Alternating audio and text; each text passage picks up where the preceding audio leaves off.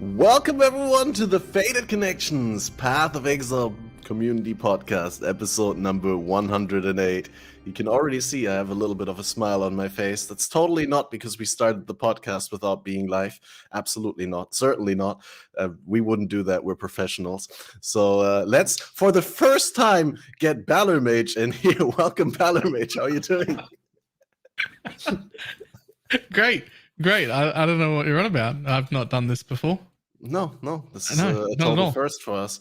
Yep. Today we have a little bit of a special episode coming. There's a league event, an event that happens once per league. That's called what is it called, Balor?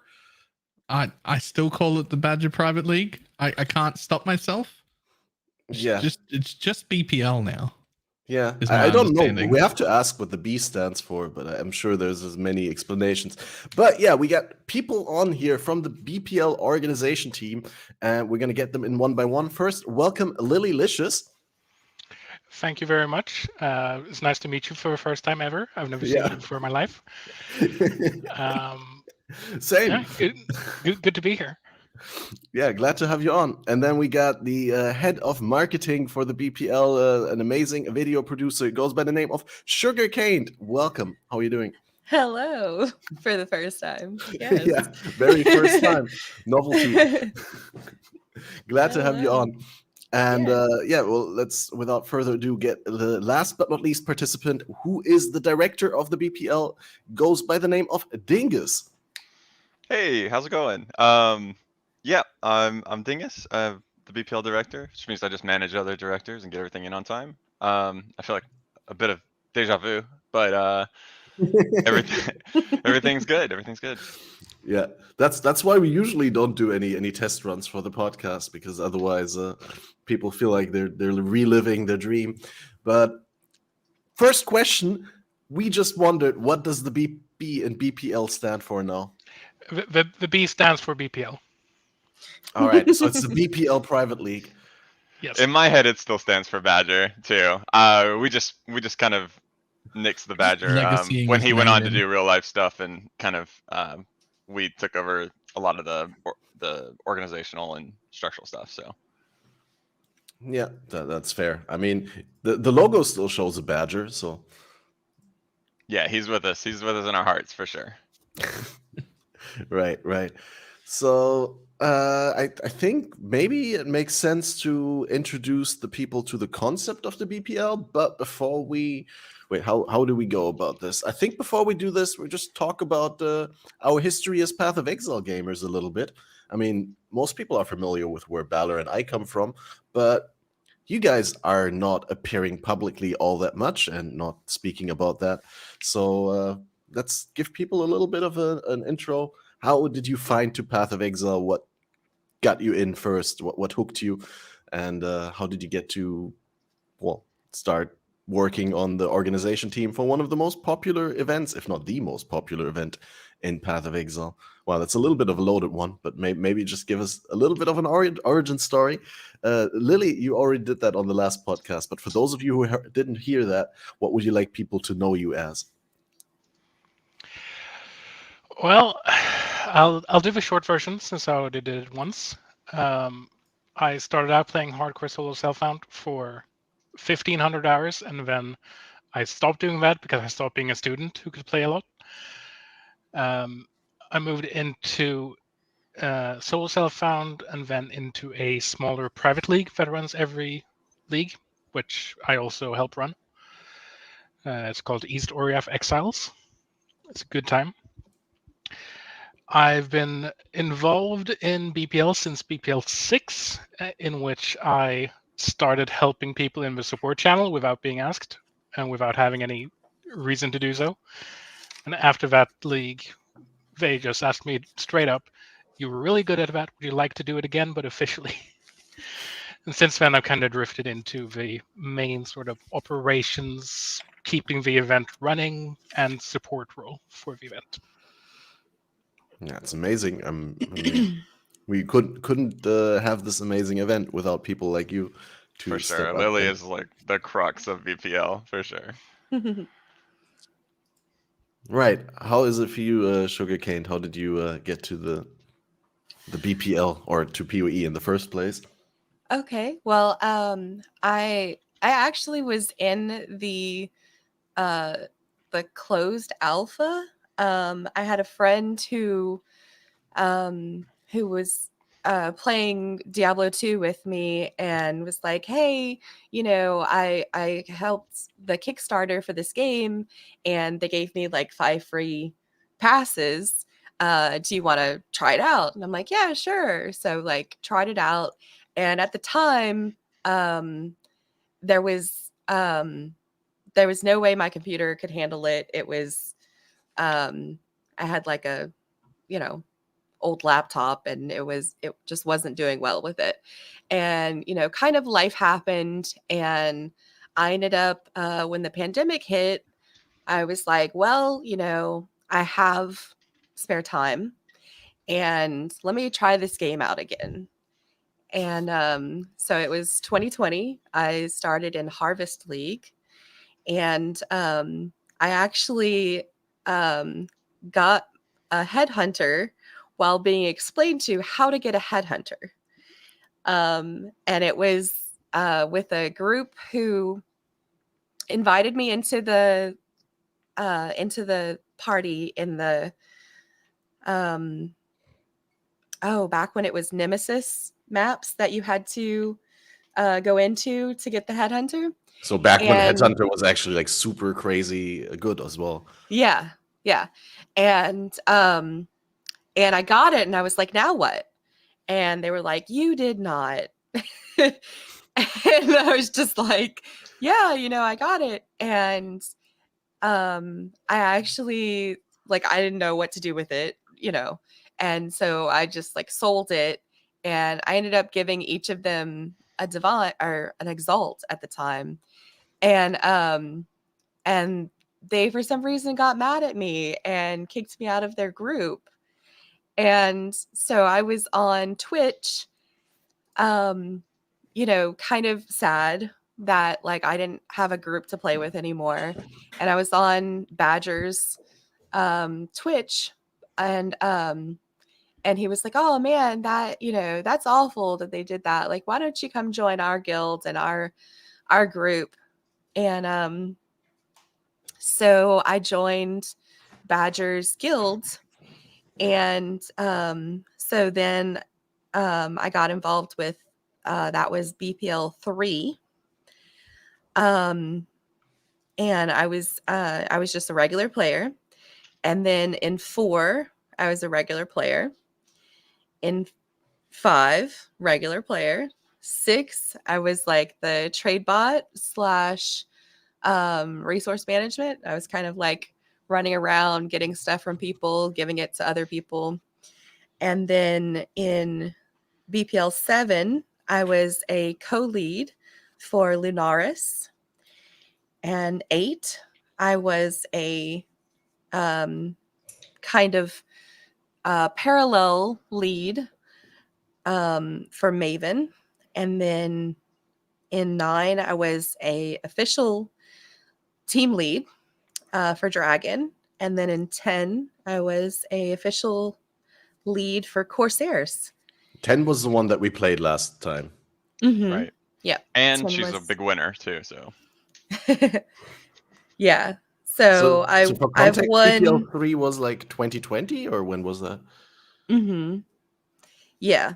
That was that was the 2020. Middle of 2020. Crazy. That's a very smooth progression too. That's just like very gradually more responsibility every single time. Mm-hmm. Yeah. I kind of ranked up. No, it's a slow build, but it's just keeps going. Yep. And now I'm the communications and marketing manager, which I was voted into for this iteration. And I do the videos and the social media, all that fun stuff. All the fun stuff that no one else wants to do. Yeah. No, I'm joking. I have a hate-love relationship with social media and with video production myself. It's fascinating, but it's also it's always more work under the surface than it looks like. So it's it really especially is. from the perspective of people who are not involved with it, right? So it's like hard to always get the acknowledgement that you deserve for stuff like that. Yeah, definitely. Well, I mean, don't get me wrong. I mean, people definitely, show their appreciation of me for doing it because I think they don't want to do it. So they're just like, yay, great job for doing that thing that I don't want to do. It's a very big thank you. You're amazing. Everyone else hated this job. I'm so pleased. Yeah. Awesome. Yeah, I got your teaser thing lined up. We can watch that together. But first, let's hear from Dingess. How did you get into PoE, and how did you get from PoE to BPL? Yeah, sure. So I was playing in Domination 1.0. I played probably until Talisman. I skipped most of the 2s. Came back in Harbinger and been playing ever since. I play a variety of games, so I don't spend a ton of time on Path of Exile all the time. But one thing that I was originally, I think I was in like the first 5 Twitch subs for Badger. I just realized he had really good quality of content and everything with his guides and everything like that. Everything was like, the timelines were spelled out in colors and everything. I just thought it was brilliant. So I really wanted to support Badger. I became a Badger Discord mod and a Twitch mod after that. And so I've kind of been running background for Badger for a while. And BPL, and I didn't actually play in 1 and 2. I was just kind of watching chat and monitoring everyone. But in BPL 3, I played, and it was just the best experience in gaming I had ever had. Just the community, the kind of camaraderie, and the sharing of knowledge and everything was just awesome, especially for people that were engaged with the event. So one of the things I kind of took ownership for in 4 was updating the website, making it more maintainable. And I've been the front end development lead in the past until we formalized this director role just for business purposes. And yeah, so basically I just wanted to carry on Badger spirit in the event. I had some time. I have some skill to kind of look at the broad organization, and as a web developer, been making that for a while now, which we have a new version of the website out. So hopefully everyone enjoys the new format. Wait, so that's coming out, or that is already out? It's the one that's currently live, or? It should be live. It definitely looks different than the last BPL. It has the same data for now, but we'll be closing out that league and starting up a new league on Friday to start signups. Right. So, oh yeah, it does look different now that I visited. Just it does make a difference. Maybe I already see that some people are confused in chat because they're looking at the website. Maybe we should clarify that real quick. It has the data from last BPL still. So even though it says that signups are full, that's from last league. That's last league. So the signups haven't opened yet for this league. They open on Friday. It is May the 5th, 8 p.m. UMT. Yeah. And the website's always been an iterative process. We have an awesome development lead who's Muiz, and he's just extremely good at it. But everything is kind of piece by piece as we have time. So our development team has, I think, our web development team has like 4 people on it, and we all have day jobs. So nice. So it looks really good. I have one question. What is this big number next to my name here? That is your Discord ID, which we need when you want to like give up your spot or something. Lily will take that. Damn. Here I was thinking I have like trillions of points. I mean, if you click on it, you can see your BPL history. Yeah, I did see that the other day. That's really cool. Yeah, here past leagues. That's why I said I got like 4 BPLs that I played in apparently. Oh, I could even set up a bio. Damn, I could write something here. Oh, Monka TOS. I'm going to come up with something good. Right. So I suppose we'll just watch the trailer or the teaser thing, and then start have- talking about what the league is. We have 2 out. We have the changes teaser and the theme announcement. So which one do you think we should watch first? The changes teaser. The teaser. All right, I got that loaded up, and I'll just put that on the screen and try and not make it too loud because people are always. It's better if it's not too loud, right? And then we'll talk about it. It's 48 seconds long, so here we go. I'm going to put us on the bottom because I like that more. Nice. So, wait, can we hear it? No, I think I got my tab muted. Actual pro. Here we go.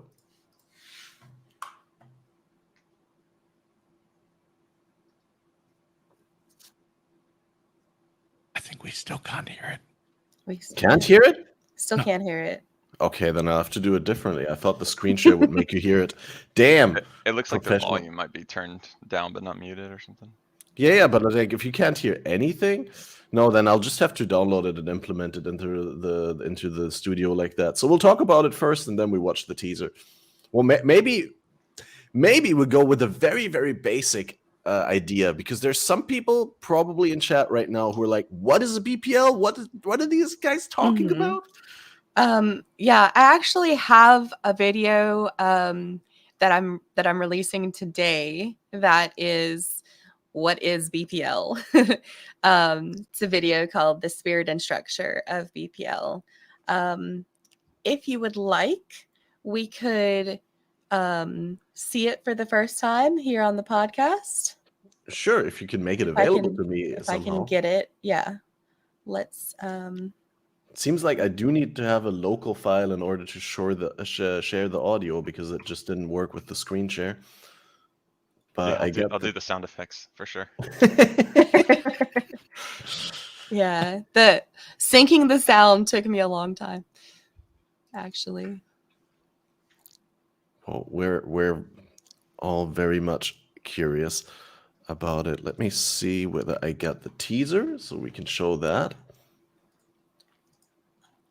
But yeah, TLDR, the Badger Private League is a community organized event where people get randomized onto one of many teams and then have to work with their random teammates in order to score as many points as possible in different areas of the game.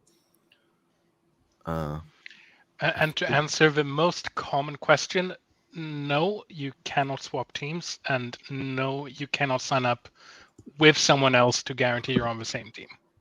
Yeah. The whole point of the event is to kind of get put into situations where you do stuff you haven't done before with people you haven't done it with before. So make new friends. It's also incredibly good for that. I met a lot right. of people playing that. I got you a drive. Yeah, I'm downloading it in the background. I'm okay, just. cool. We watched the teaser first, I suppose. Still, I have no idea how loud this is going to be, guys. Brace yourself for impact, because I have no way to change. I have no way to change the volume of an uploaded video clip, so this might be loud. I'm just gonna press the button now. Worst thing, I have to edit it in post.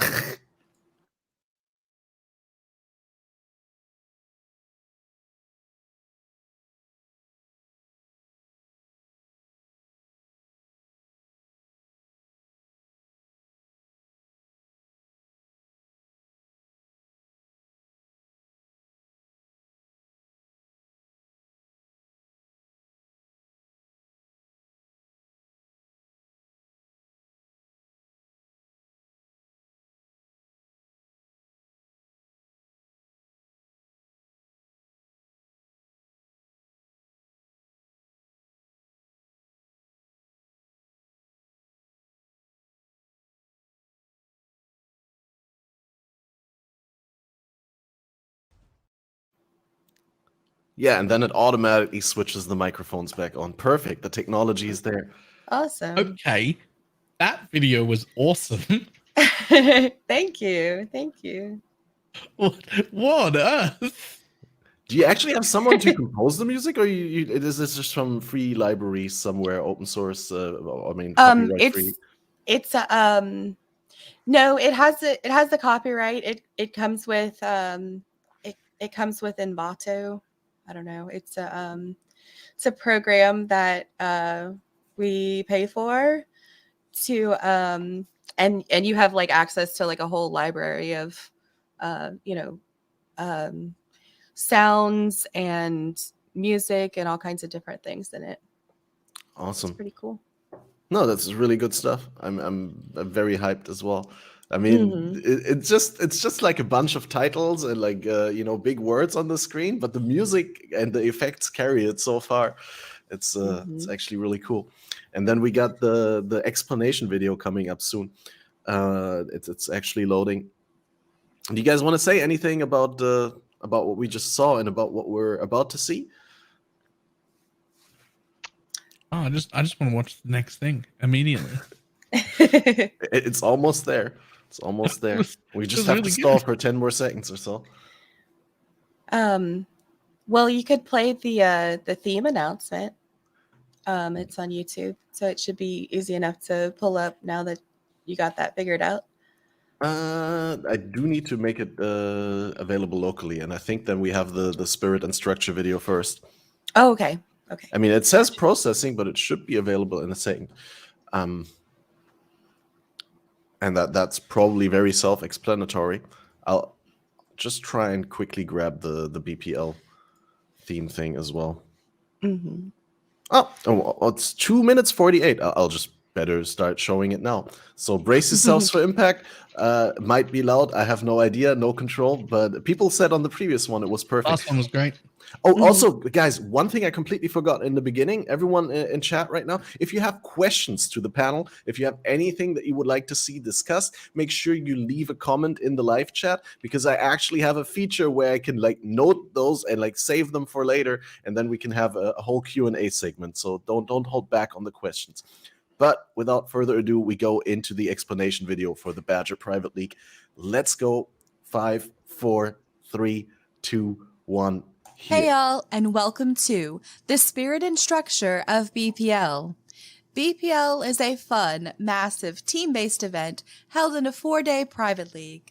Participants get sorted randomly onto a team with other Path of Exile players of all skill levels to compete together to win.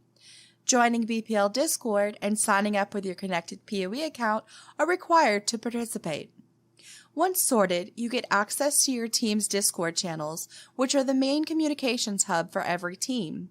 Each team's members must use one of a limited group of ascendancies to achieve goals, including obtaining sets of league-specific unique items, killing boss bounties, collecting items or currencies, completing surprise dailies, delving for cumulative depth, heisting for alternate quality gems and replicas, and helping each other to meet personal objectives.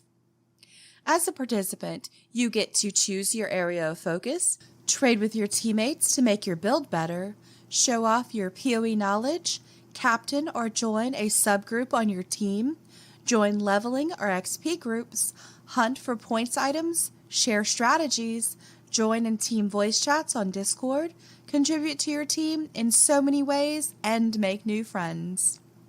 BPL is not a voided league.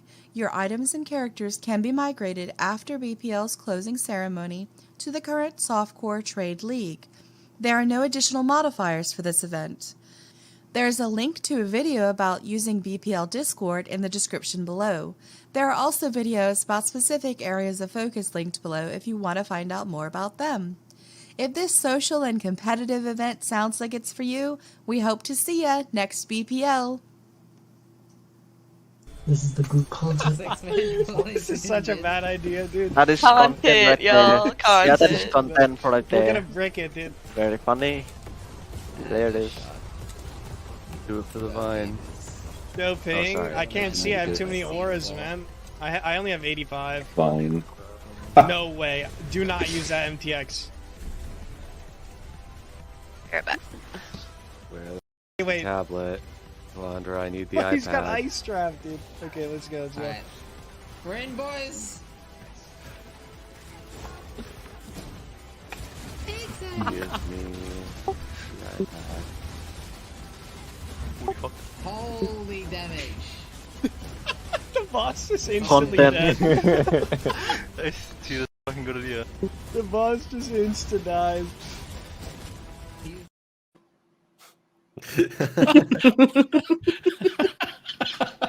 That's such a great clip to put at the end of that. Uh-huh. It was too good not to put it in. That was one of the sillier things I've ever seen done. Yeah. I did have to like mute some choice words, but yeah. So that's what were the gaps in the audio. I That was yeah. like, Mhm. Yep. it's like, is it glitching on us here? No, it's muted. It's by design. Mm-hmm. One thing I want to bring up that wasn't really touched on in the video is that BPL is only as fun as you make it. So if you don't engage in the community aspects, and if you just play like you're a solo player, you're not going to have much fun. Yeah, it's definitely like BPL for me is all about the camaraderie and the playing with friends, making new friends, getting to know all these different people, and you know, sharing knowledge as well. It's really a total blast. I love it.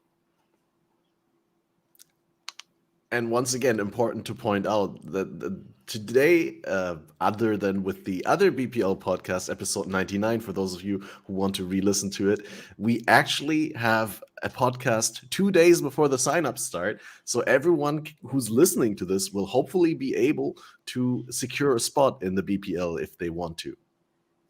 Mm-hmm. This time around, we only have 1,500 slots. So definitely, if you want to play BPL, get on it quickly. Mm-hmm. As soon as this puts the video out, it's game over. So yeah, this is going to put out a video again. They put out a BPL is coming video last time. We filled up within like 4 hours later. Mm-hmm. Yep, that'll be nearly instant over once that comes out. Mm-hmm. Right. Yeah. And that's coming out on Friday directly again, or? Yes, on Friday, 8 p.m. UMT. That's when the sign-ups start. But do you know whether Zizaran is making a video again this league and when it's coming? Oh, we don't know. We don't know. It was Monday last time. Yeah, I'm making I know the announcement video itself. And when that comes out is when the signups go live. I know Zizaran isn't playing this BPL because he generally does one BPL and then one off. Takes off, yeah. Yeah, but there's no gauntlet this league, Zizaran said, so he might be itching for the BPL. Although I heard that like a lot of people are there's a very full schedule of ARPG event stuff that's happening. Very true, very true. And we had a lot of discussion about moving it and everything, even with GGG. But week 5 just worked out, and we hope that the Diablo Server Slam, since you can only get to a certain level, you know, you won't be you might choose BPL over that, but that's kind of our goal, was to be consistent with our timeline so people could take off. And we have a lot of team leads, we have a lot of support, and we just wanted to make it consistent. There are also like quite a few people that aren't interested in the Server Slam thing. Yeah, and we do have like, I mean, I guess probably 40 people who are on the command team, planning team, developers, all that kind of stuff, who, you know, we have to respect their time as well. Yeah, that makes sense. There's so many schedules attached to your schedule. Mm-hmm. Yeah, so we have to decide pretty far ahead of time if we're gonna change up the timing on the league. I mean, we may consider it in the future, but yeah, for this one, we had already set that timeline.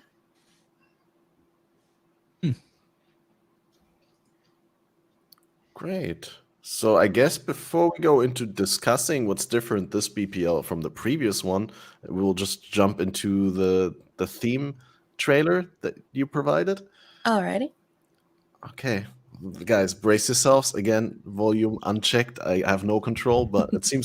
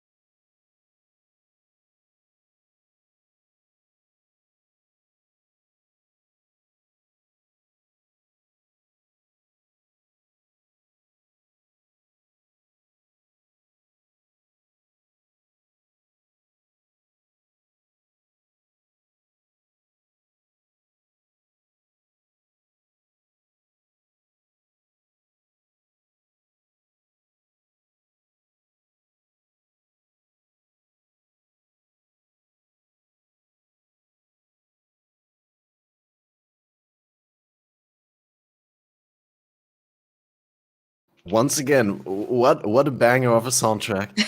Yeah.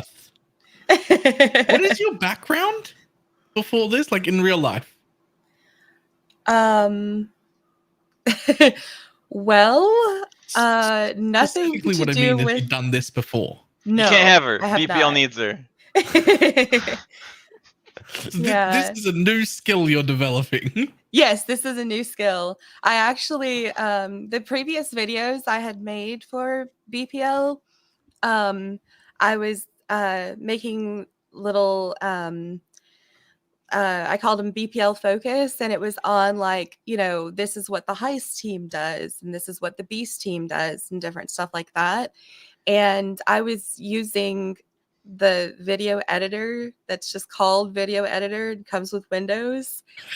And actually when I told Dingess that that's what I was using, he was like, "Oh good lord, let's get you something. Let's get you hooked up, like, you know, with an actual program." And in fact, I actually asked Catmaster which program he would suggest to use, and so Premiere Pro was the option, was an option. And so yeah, so I got Premiere Pro about, oh, what was it, Dingus, like 2 months ago? Yep, definitely. Yep. And you really, I tried to make the videos before this one, and I was not good at it. So I'm glad that someone with that creative talent is with me. Yeah, that's actually crazy. Yep. So 2 months, and I definitely have improved. And yeah, like for the announcement video, I'm like playing with motion capture and 3D cameras and stuff. It's really fun. My favorite thing about it is like picturing something in my head of like what I want it to look like and feel like, and then being able to make it come to life on the screen. It's really awesome. Yeah, I can clearly see the passion in the results. You're confused, Baller? Yeah, because I did my own video editing for like 2.5 years. So and you never got to that level. I didn't even get halfway there in like 2.5 years. I think it's a matter of being passionate and like having a vision, right? I mean, that's just SugarCaned in a nutshell. She's good at everything she does. Yep. I do I do everything I can with passion. So, well, let's get into some questions about the Badger Private League. You said there's only 1,500 slots this time. Last time it was 2,400 or something like that. What inspired the choice for that? Because you are trying to find a good balance there, I suppose, between having too many open slots to fill and then too little for everyone to join. Yeah, absolutely. So one of the considerations was we are crowdfunded this league. Luckily, we crowdfunded in 30 minutes for 1,500 league socks. We did not expect that level of generosity from our community, but they pretty much always come through. So big shout out to our supporters, to our league funders. They love BPL as much as we do. So it's a really good time. And there's a post in Discord where you can see their names and just tell them, hey, thanks when you see them in game. And then we wanted to. There were a lot of balancing. We have like 40 people who pretty much go at it. They argue, they discuss, they get to the bottom of everything. And we felt like a lower team size would lead to less completion, which we felt was a little bit more competitive. We did remove some of the chase uniques like Disfavor, the Savior, and Uber uniques. So you don't have like the highest performers on the team don't have to sit there and just smash Ubers all the time. So you have a little bit more gameplay option at that end. And yeah, we just felt like 1,500 was a good number, very easy to balance for 5 teams. And it seems like when we have more teams, there's a little bit more fun, there's a little bit more competition. And that's kind of the direction we were going in. Yeah, I think that as a team lead, it's really nice to have like fewer people in your team, because you can definitely have the reach to meet and engage with more of your, like, a bigger percentage of your team. So having 300 people as opposed to having 500 people makes a big difference. And I think that the smaller team makes for a little bit less stress, a little bit more camaraderie and feeling of closeness. So I think it'll be great. Ideally, we'd want more than 5 teams. The more teams, the better, really. But we are limited in how many teams we can have, because each team needs to have multiple team leads, and we really just don't have the people to support more than 5, maybe at most 6 teams, some events. But even then, that's pretty rare. Yeah, I remember there was one with 6 teams, and the last one was 4 teams, and now it's 5 teams. Are you are you not worried that if there's so many teams that only like the competition for the top 3 will feel interesting, and that below the teams it would feel like ranks don't matter? Or how do you make for the competition staying lively even in the lower ranks? Sure. So this BPL, our planning team, they really went into the data, the statistics. There is a lot of changes to the amount of points that things are to keep things fairly competitive through the event. One of the changes is to our personal objectives. They'll be smooth, so you get points relative to other teams. So you're not going to be just like, if per se it's unfortunate and 50 members of your team just can't play for life reasons, we don't want to like punish everyone. So we've brought that gap down a little bit. We brought the gap down with positional points. We've brought that gap down with a lot of the collections and stuff like that. So we hope that you'll be within striking distance even in 5th at this point. So hopefully you'll have faith and keep going, because you will definitely have a much better chance if you're in 5th this BPL than any previous. I don't know if this came up in discussions or not, but I feel like almost the opposite of what Kat suggested. To me, it felt like there was a time when there was only 3 teams, and it felt like if you were first, great, and if you were too far away from first, then everything was irrelevant. But then when there were 6 teams, you're in like 3rd or 4th place, and you're like, nah, but there's still like 2 teams below me. We gotta stay in front. Like I can't be lost. One of the biggest challenges in BPL is managing hope in a way, because even when things seem hopeless, there's often a lot of hidden points that haven't been scored yet, and a lot of different ways that your team can catch up. We've had it in the past where a team that was near the bottom of the scores on day 1 and 2 ended up winning. So it's really about having a team lead that can bring people together even when things seem hopeless, which sounds really marketing speech. Holy shit.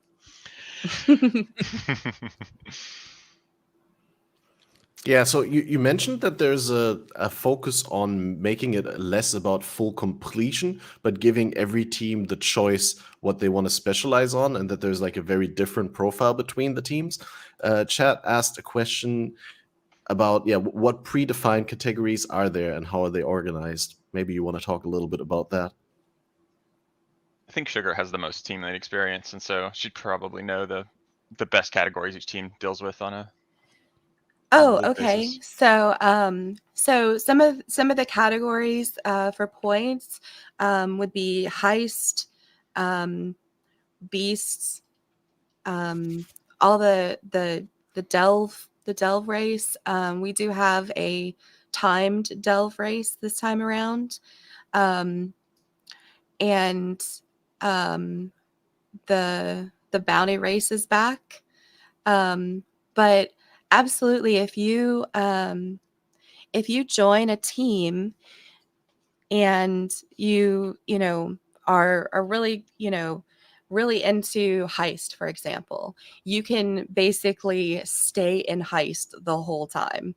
The rest of the team will basically feed you blueprints and contracts, and you can just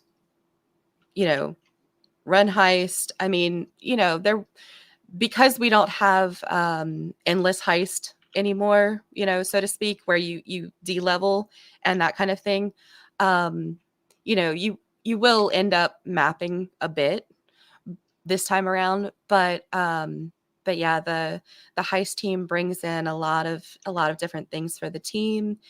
From the replica uniques, the alternate gems, all that kind of stuff.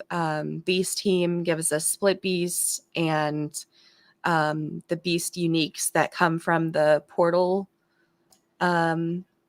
beasts. And yeah, I mean, there's definitely a lot of things you can focus on if you're joining a team. So whatever you're into, there's really space for you. If you are a blight enjoyer, there's absolutely space for you. We get the blight uniques as well as oils. Everybody loves the oils. Sometimes there are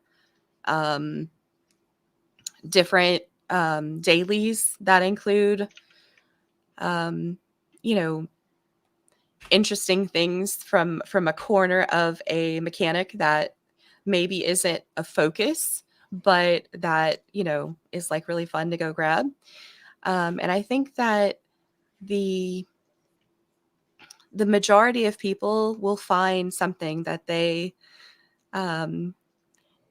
can enjoy in BPL while helping the team.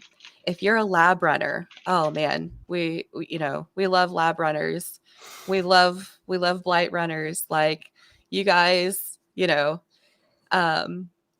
may not be super appreciated in the rest of PoE, but definitely in BPL, it's a big deal. And even if you have never kill the Uber boss. If you're like team oriented and have a willingness to try something, like absolutely feel free to join. We don't we're not elitist in that way. We do welcome everyone. Yeah, I mean, we can see from the design of the league that you're making an extra effort to make sure that everyone feels included and valued regardless of their skill level. And that everyone also dependent on how much time they can invest into the league, or independent from that rather. Is there any specific effort that goes into balancing the needs of like people who go super hard versus the people who can play it only a few hours per day? It is something that we think a lot about, because there's often a perception that people who push really hard and the blasters get all of the attention from team leads and all of the resources.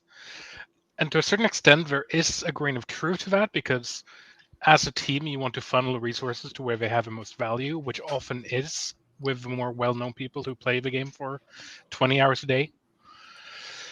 But we are making a conscious effort to encourage team leads to not focus entirely on the blasters, but to bring everyone in to help everyone contribute. And that's certainly easier on a smaller team than also. Right. And I think that on my team, I've always focused on the general team more than the blasters, because honestly the blasters, like, they do their thing. They love the race. They know their builds. They know what they have to do. It's pretty well easy for them. I mean, don't get me wrong, it is a challenge, but the rest of the team, I feel like, is, it needs to be focused on more. And so I do tend to not babysit the blasters as much. But yeah, I mean, they in the beginning, yes, we do funnel some items to them so that they can do that harder content. And then all of that gear and those items and everything that they drop and get, and the carries they can do, get funneled down to the rest of the team. So it's a little bit horse and sparrow, but they do definitely contribute a lot of points. And like I said, the carries and the void stones are all those different things. We made a conscious effort to switch their focus from being the Uber bosses repeatedly to being able to do the other things, like the carries and the XP taxis and all of that stuff, because that stuff is where the fun is. And I think even for them, they want to interact with the team, because I did talk to quite a few of the racers, and for instance, Tai said that what he loves about BPL is being able to play with people, and it being a friendly event is what he loves about it. So, like, yes, he's a racer, and yes, the racers do want to race, but they also want to interact with the team, because racing is what they do in every other event. So yes, they're capable of it and they're good at it, but BPL is where they get to play with others and have that, like,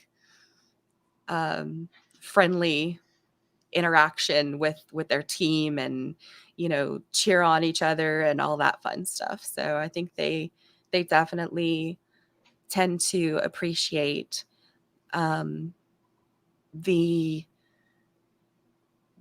interactions, the social aspect of it. Yeah, no, it sounds very community and sportsmanship like.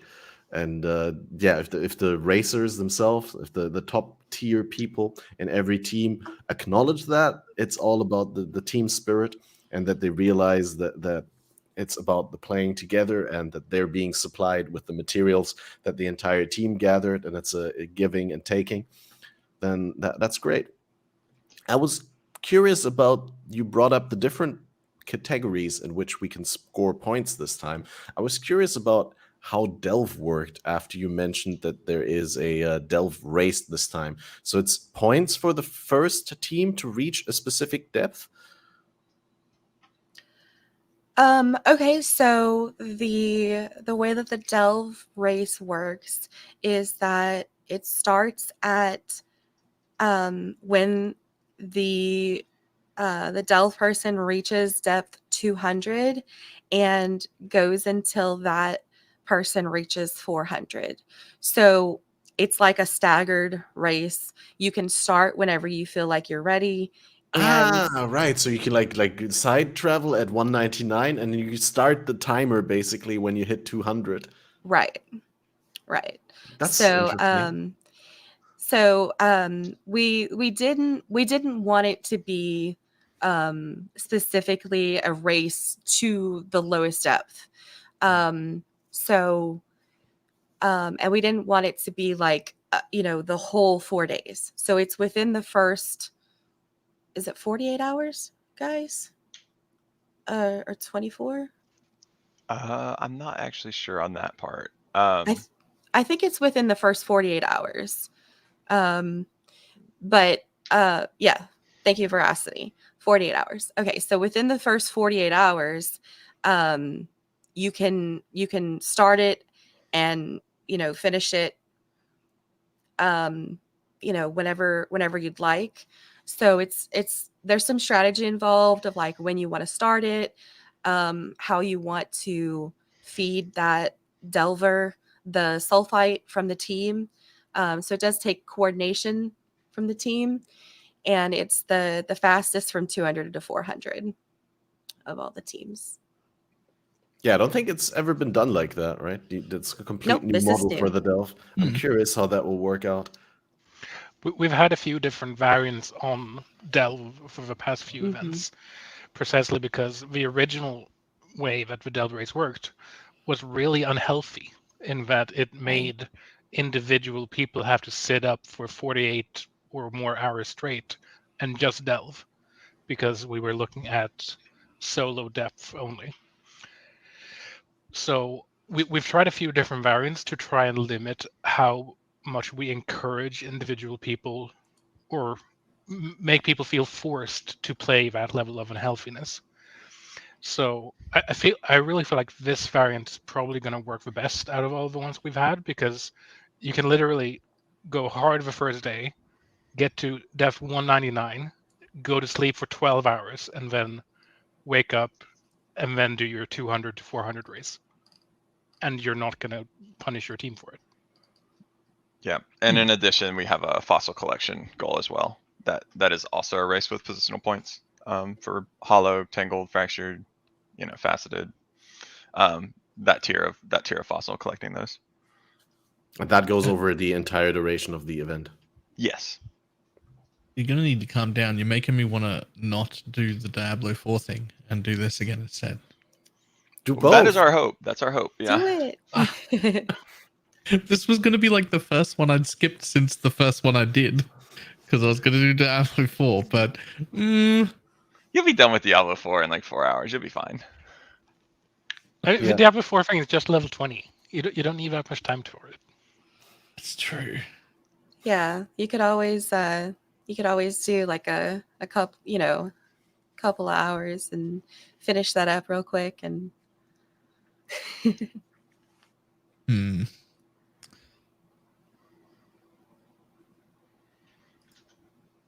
Well, Is there any details you want to share about the different other categories now that we went into Delve? Is there any? I mean, I'm sure by this time you figure it all out, but is there? Wow, I can't speak. I'm having a stroke. How did the beasts work, for example? Because we know that this league is basically Beast League 2.0, the way that the Crucible interacts with beasts. And we're going to need to farm a lot of beasts in order to make good Crucible trees for our top tier team members. How do you make sure that beasts are a great part of the competition with that interaction? I think for the most part, we have volunteers on each team who agree to lead groups to really focus on the content, to spam in chat that they need you in their group. Bodies are completely necessary in BPL. And it really is going to fall down to almost the individual level for beasts on teams. They will be funneled those resources from the top end. But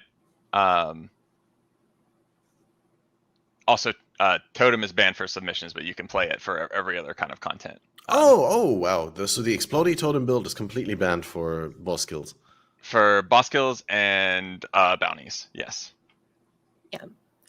So you can do Explodey Totems, the rest of the team, just not for the submissions. And it's kind of, up to each team whether they focus on that or it whether they want to leave it up to each person to like get their own Explodey tree. But yeah, so the Explodey Totems is a thing that we had to discuss and decide on. It feels like the right choice, though. I don't know if any of you have played that Explodey Totem. But I haven't. I have, yeah. It's the right choice. It looks ridiculous, yeah. I restarted in a group self-found like 2 days ago. I have like a 5-link, the most scuffed gear, and like a 400% node and nothing else. I'm just annihilating everything in front of me. It is unfair. We agree. And since the Saboteur changes, Seismic's back for submissions as well. Our goal with banning skills isn't necessarily to reduce power level, it's to make the event more fun. Mm-hmm. And the reason we banned Seismic, for example, was because we'd gotten feedback from various people who did blasting and that sort of thing, who just said it's not fun anymore to just play Seismic all the time. Mm-hmm. Mm-hmm. Now we don't really have we don't have the infrastructure set up to track every single character and what skills we're using. We can check individual characters, but we don't automate those checks right now. So we don't ban skills for everyone to use, because it is still fine if you want to, as an individual player, use Explodey Totems while doing regular maps. But specifically for the bounties and the boss kills that we manually check, we ban it so that there's more variety. Because in this league, if we didn't ban totems, every single bounty kill would be an Explodey Totem. And every single team would have 40% of the people messaging the team lead and being like, do you have any Explodey nodes yet? Yes. And that, I mean, this does mean that if you are a player on a team and you are, about to face Uber Series, you can call an Explodey Totem person for you. That's an element of team play, but obviously it won't be for points. Yep, not if you're the first person there on your team wanting to get points for it, but it's actually smart to do it like that, because then there's still value in investing into having a couple of Explodey Totem players per team who can help other people get their watchstones and other Atlas favorite slots and all that stuff. Exactly. And if you're someone who needs some help with some challenges, there will be people in the league and after the league that would be happy to help you too. So Nice. Right. No, so what I was aiming at with the beast question was more like how does it look like to score points in the beast category? Is it more like because obviously it can't be like Delve, like a race to 200 red beasts or something like that.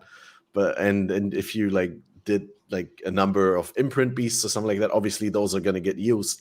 So how do I score points in bestiary if I decide that's the thing that I want to do? Well, beast. So for the most part, Beast team contributes the portal boss uniques. Right, yeah. So they're the unique named uniques. yeah. That come from each specific red beast that does a portal. Yeah. And Venomous, then Sakowel, Creation, and what's the other one? Ferul. yes. So they do contribute in that way, as well as split beasts for 6 links for the team, for gearing up the team. We also use split beast for nice blueprints and blight ravaged, different contracts, different things like that. We use split beast for, and there may be dailies that involve collecting certain things from the beast area.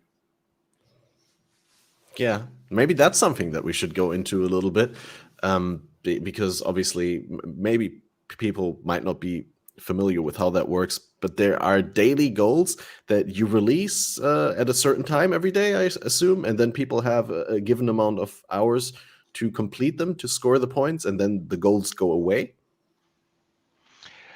We originally called them dailies, which was probably a mistake because they're not one a day, really.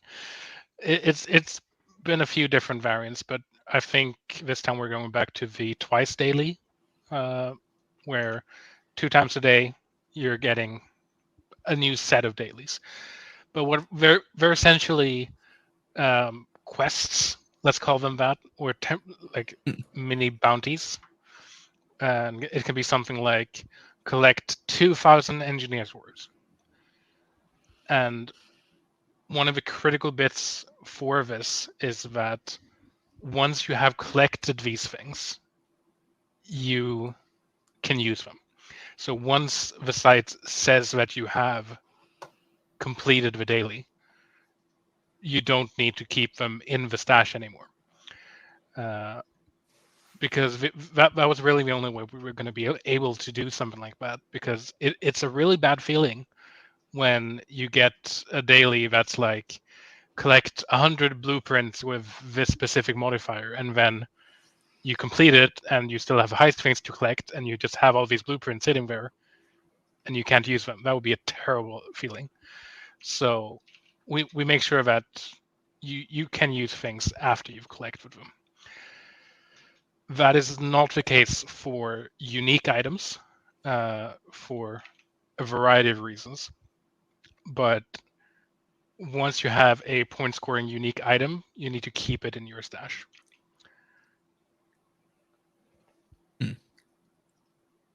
Yeah, so they hand it to the team leads, and then they need to be there until the end of the event. But then after the end of the event, people can still like get them if they found something of value. Like say you get like a replica for Rules Fur while heisting, and you give it to the team lead for the points. But then when the league ends, you can kind of ask for it back and to migrate it to the permanent. We ask that people ask for it back when they give it. So if someone finds a headhunter mid-league, they can give it to their team leads to use in the team. And we ask that they at that point go, after the event ends, I would like this back. And that's kind of how we ensure that people don't just migrate out as soon as they get a big drop, because that's what would happen. Or we have people hide their big drops because they don't want to risk losing it. So we guarantee that as long as you point out that you will want this item back when you hand it over, you will get that item back after the event. Yes, absolutely. And you're also welcome to either say that that you're donating the item. If you're donating the item, it can go into the raffle that most of us team leads have at the end of the big items that were either point scoring or like Headhunter, Mageblood, different things like that drop and are used by the blasters or whoever is doing the high tier content that would best utilize that item. And then it's given back at the end of BPL. And so you are welcome to donate to that. Some people donate their whole builds. Some of the blasters are like, I'm never going to play Trade League. So, here's all my stuff. Here you go. And that person, and so it's basically like a fully, geared, well, as much as BPL gear, can carry you. And it does, but it's a fully put together build, and you can just get that as a package if you win the raffle. And we usually, my team, generally, I stream the raffle, and it's a fun time at the end of the league of people being super excited to get stuff that they can use in trade at the end of the event. It's really it's a fun little thing, and it was mostly started because as team leads we're kind of like, I have all this stuff now, like what am I but I feel bad like keeping it, you know what I mean? So it's like, okay, well, let's give it back to people in a fun way. So we started the raffle thing. Some of the gear sets, especially from like blasters by the end of BPL, look really good. Like I've left BPL with gear that on softcore trade was 30 to 40 divines head to toe, like a pretty good build. And you just go, all right, well, I don't need this build anymore. Hand it over. Let it get raffled off. Yeah, and our crafters can make, some pretty uber tier gear worth hundreds of divines. So sometimes they just, at the end of the league, they just go at it, and that gets raffled off as like a mirror tier item. So it's available. Yeah. Even I did want to mention that during BPL, please gear yourself. Please, do whatever you can. Use the trade site. Please, make sure that you are as geared as you can get yourself, because you are one of our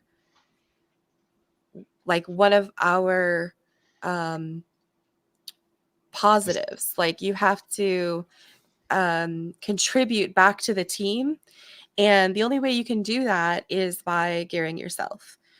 So make sure that I know a lot of people feel like, oh, I'm a nobody on this team, and so I'm not going to ask for a 6th link. Ask for that 6th link, please. Make sure that anything on trade is available for you. We put it in specific trade prices, and you don't have to pay the trade price. It's just to signify that this is free to the rest of my team.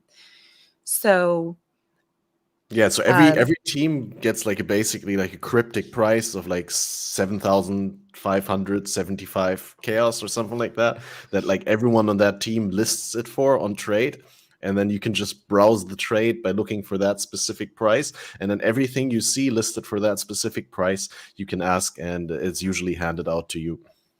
And a funny story is we kind of broke trade. So we actually used predefined numbers and items, so they don't show up in trade league. So basically, what happened last time was the teams announced what trade prices people could use to list for stuff. And as many of you probably know, when you set up a stash tab in a parent league, that stash tab gets inherited to the child league. So in Sanctum, when people set up their stash tabs in Sanctum League in preparation for BPL, they also made the tabs public with the trade prices. So suddenly we had a bunch of div cards worth 1 chaos being listed for 404 divinations, which got picked up by Pee-wee and Ninja, which propagated to Filter Blade, which suddenly made a bunch of divination cards that were completely worthless show up in people's loot filters as really expensive. It did get picked up very quickly, but it was very funny for half a day. All the automated stuff was just completely out. Like, it didn't make any sense. So we have a few things going on now to try and prevent that from happening this time. For starters, we're not letting people use divinations or chaos orbs for prizes in general, because those are the most likely to get picked up as real prizes. Yep. We're also giving information to Pee-wee and Ninja and other tool creators about what prices we'll be listing things for, just in case. And I'll be reminding them as once we've announced what currencies will be used, that it's very possible that there's going to be weird price information coming to you guys, even though we're going to tell people, don't make your trade league stash tabs public. Do that once you're in BPL. So Taking yeah, away it's fun. yeah, I don't want to mess up the economy if I can help it. It's fun though. Yeah, I think it's kind of fun to break systems like that. It kind of shows the weaknesses, and goes to here you need to still do work to exclude those abuse cases. Yeah, I mean, there were systems in place for example, Pee-wee Ninja to exclude prices that were obviously not real, but one or two of our currencies that we had were not so obviously not real that their system picked up on it that time. Also, those systems are set so that like one person or a small group of 10 or 15 people trying to do weird shenanigans in their own little circle can't screw with Pee-wee Ninja prices. Little different when 2,000 people do it. It's yeah. It's a larger volume than though they were predicting. Exactly. Fallen says, I'll have you know it was 882 divines. Okay, so 882 divines. I know we had 404 something else. Might have actually been chaos, which would have been even worse. But yeah, just for everyone playing BPL, do not set your stash tabs to public and set for prices, because that doesn't get inherited anyway, as Wifey points out. So please don't mess up trade prices. Yeah, so you're very concerned that what you're doing with the league doesn't have any like unfair effects on outside of the league. What about fairness within the league? What do you actively do to, prevent cheating? And are there punishments for cheaters? Did you ever have to punish cheaters? Yes. Absolutely. Absolutely. I'm the one most of the time that's watching the ladders and watching the logs for cheaters. One of the most common cheats that happens is that people try to create characters in the other team. So basically, we ask that people have the team prefix before their character name. So Dragon would be DRA underscore and then a character name. So we've had people try to fake being in another team by using another team's prefix so that they could create a level 2 character and then ask another team for an item on their trade currency, and people just trade it over because they don't really think that people would impersonate another team like that. But we do catch that. It's something that I check for very often, and it's usually 2 or 3 bans per event for that kind of thing. Yeah. I mean, Lily is amazing at like catching all of that stuff. So any nefarious, malicious intent going on, it will be caught and you will be banned. So don't do it, guys. It's not worth it. We do have people making mistakes sometimes. So perhaps they didn't filter for the trade currency and whispered someone asking for an item. But it's really obvious when that's the case because, for one, it's their real character and not a impersonating character. But also, they tend to be really apologetic when you contact them again and it was like, hey, you got that from another team. And they're like, oh, fuck. And then they usually give it back. So it's not a big deal. We did have it in the rules that you were allowed to trade with other teams if you wanted to. Just not point uniques, but it was too open to abuse that at this point we've just blanket banned trading to other teams because it's a lot simpler to just keep things within the team than to try and discern when is it okay to trade with another team and when is it not okay. Right.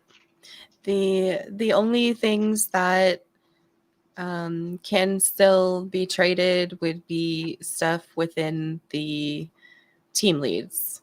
But even that, I as a team lead, I generally don't do trades because I feel like it's more fun to get the thing ourselves. And so none of that generally goes through me. Most team leads, I believe, are similar, but points items are absolutely banned from trade. The only things that occasionally people that team leads would trade would be something that the blaster needs to wear or something like that, and maybe we would trade another team for something that their blaster wants to wear. But that would be kind of the limit of that sort of thing that goes on. And to be clear, those trades always have to go through the team lead. Like an individual player on the team is not allowed to make any trades with any other team anymore. Correct. And that's only as of this one, right?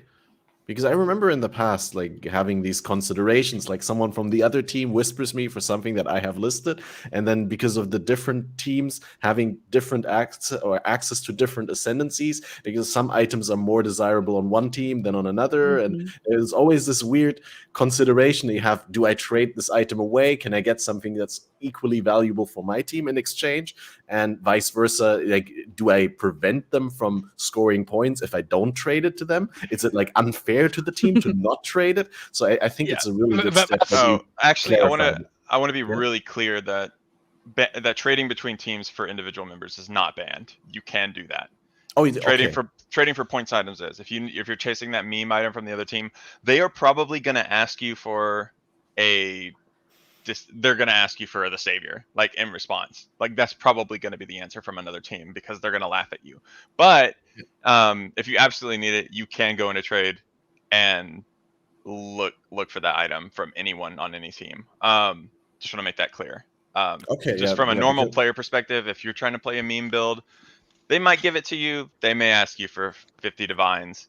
Like that's just kind of the rate. But any kind of points trading is banned. I thought we changed that and double checked, and I'm wrong. I'm apparently talking out of my ass. So it is the case that we do definitely encourage that if you are interacting with a player from another team, that you get something of equal worth. So make it a real trade. Like don't give for free to another team, and don't take for free from another team. If you feel like, you know, this item is not really utilized by that team, so they have a bunch of them, and I would really like that item, offer them, you know, something that would be, you know, of decent worth. Like, you don't have to be, you don't have to use like actual currency or anything, but definitely like, you know, give something of worth in return. Because if you're taking something for free, that's kind of like cheating. That's a little sketch. So please don't take for free. Maybe the person didn't realize that you're from another team and is just kind of used to, which I mean, I'm guilty of, just being so used to trading for free with the rest of my team that even when I go back to trade league, I'm like, oh, for free. Oh, wait, no, I'm supposed to get money for this. Wait a minute. Yeah, I had to do a little bit of I've a done Chris that. Wilson dev check there, just to make sure. But it's extremely rare that we have to deal with anyone. We maybe have 3 or 4 per event, and they're not hard to deal with, and they're usually mistakes. So most everyone is very community oriented, and it works out every time. To sum up the rules on interacting with other teams is don't help them and don't sabotage them. Right. So we have had cases in the past where someone tried to sabotage another team through trading, and it's just not in the spirit of the event, because we to want be it to clear, be. you're not allowed to sabotage by activity, but you're allowed to sabotage by inactivity, as in declining a trade. That's not sabotaging. That's not interacting. Yeah. All right. Yeah. Specifically, we had a team try to help another team to hurt a further team, and that's not something that is okay. Sabotage is more like if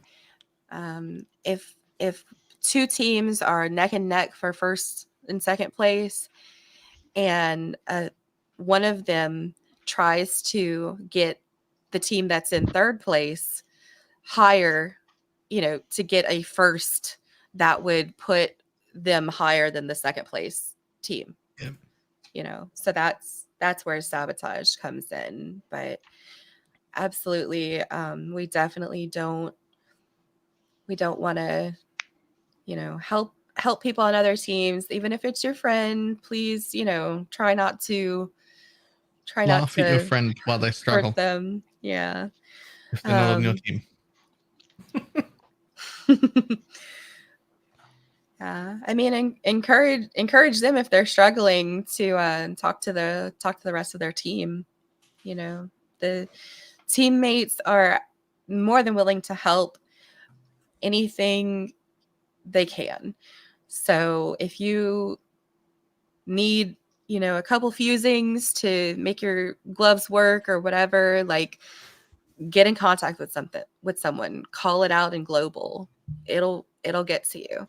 If it doesn't, reach out to a team lead and be like, hey, can I get, you know, a couple in makings, or, you know, this, that, or the other? And generally we will be able to get that to you. Also, when it comes to calling out for stuff in global, you may need to do so multiple times, because when you have hundreds of people all trying to communicate with each other, it's very easy for your message to get lost. So if you ask for a sys link in global chat and you don't get a response, ask again and again, and eventually you'll either be told we don't have any sys links available right now, or you'll get a sys link. Yeah.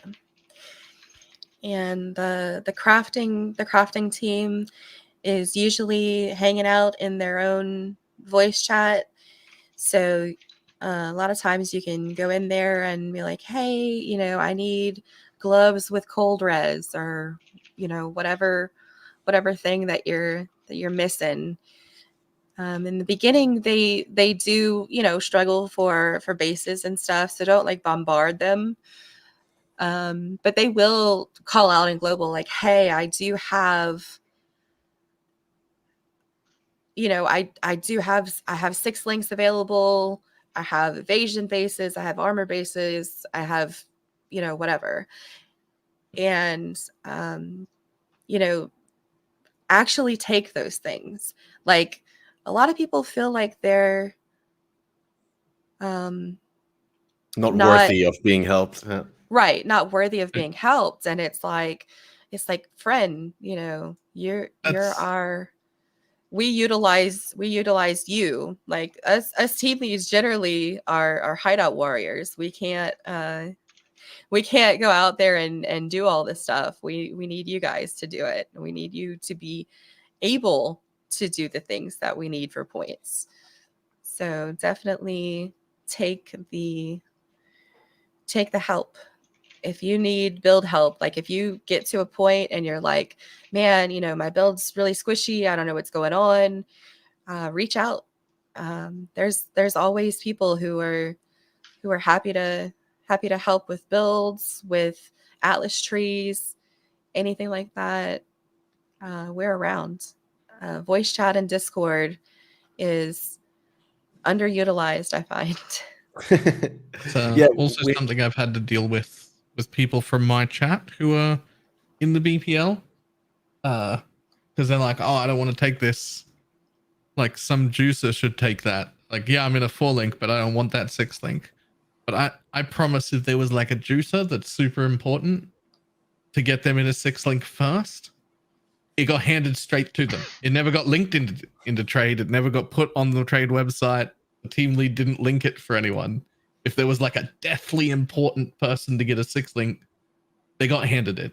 It wasn't, if you see it and they're linking it, it's up for grabs. Go for it. Because the most important thing is given to the most important person already. Like, that's already done. If you see it, please do actually chase them. I've had to go off on so many people, even from my team. Like, oh, I'm still in a 4 link. I'm struggling through yellow maps. And I'm like, I've seen 4 6 links linked in the last hour in our team chat. What are you doing?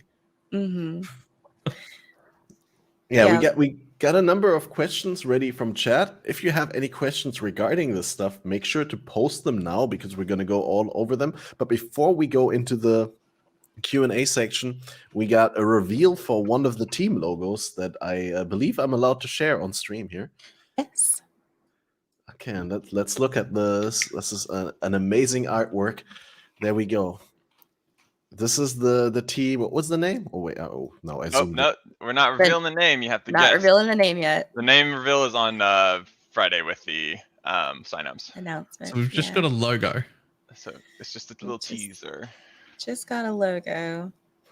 I believe I believe the name was in the file name, by the way. So I might want to avoid showing that. But yeah, it seems to be like a Greek god kind of guy. Is this Poseidon? This is like definitely some sea related stuff. He does have the trident, right?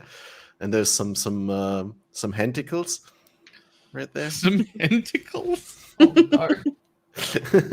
Oh no. Looks definitely very juicy. I can't wait to see the other ones. Very strong imagery. Team Octoman. Yeah, we love our artists too, so yeah, it's always great. It's great art. It does have this consistent style that throughout the last BPLs, or I don't know how many you already have that, but yeah, it really looks recognizable as the BPL artwork without even having the name on it. Yeah, I think it's 7. Damn. Great. And then, yeah, I'm just going to go through the questions, I think, one by one. Makes sense, like chronologically, just go with the first asked question, even though we might have addressed it. But there's people who probably skipped that section or came in late. So are there people who can help you with choosing builds? Ascendancies are limited per team, so you may not be able to play with your comfort zone, what you're familiar with. So you say you're randomized onto a team that has 4 classes that you have no clue what you should build on them. How do you plan a build for the event? So we have our team leads are fully equipped to put together a list of resources for you, list of builds within the ascendancies. And when you get sorted to a team, most people are going to be in voice chat leading up to the event, and they're going to have lots of opinions, lots of builds, lots of resources to connect you with regarding those builds. So if you're looking for a build, look no further than your Discord channels when you get sorted. And I think that's the main thing. There will be people to help you, and if you ask, there will be that information for you. We have tons of sheets and I've also never seen a time when there wasn't a just like a Google Doc in every team I've ever been in.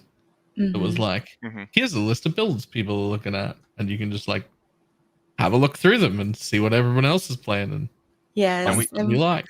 We as team leads, we do put together those sheets specifically for viability within BPL because it is a 4-day private league.